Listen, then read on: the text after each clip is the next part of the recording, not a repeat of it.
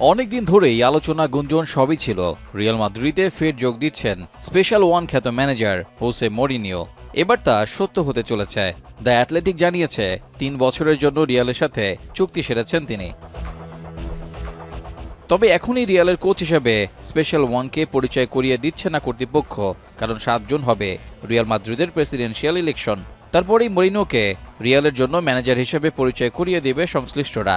এদিকে প্রায় ২০ বছর পর ফ্লোরেন্তিনো প্যারেজের প্রতিদ্বন্দ্বী হিসেবে লড়ছেন স্পেনের ব্যবসায়ী এনরিক রিকুয়েলমে।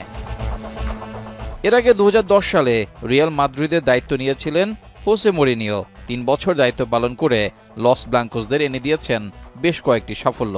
লা লিগা, কোপা দেল রে এবং স্প্যানিশ সুপার কাপের শিরোপা ঘরে তুলে মরিনিও ফের পাড়ি জমান ইংল্যান্ডে। নতুন করে চেলসির দায়িত্ব নিয়ে আবার ইংলিশ প্রিমিয়ার লিগের শিরোপা জেতান মরিনিও। এরপর ইংল্যান্ডের ঐতিহ্যবাহী club Manchester United, Tottenham, Roma, Fenerbahce হয়ে বেনফিকা সব জায়গাতেই উল্লেখযোগ্য অবদান রেখেছেন হোসে মরিনিও।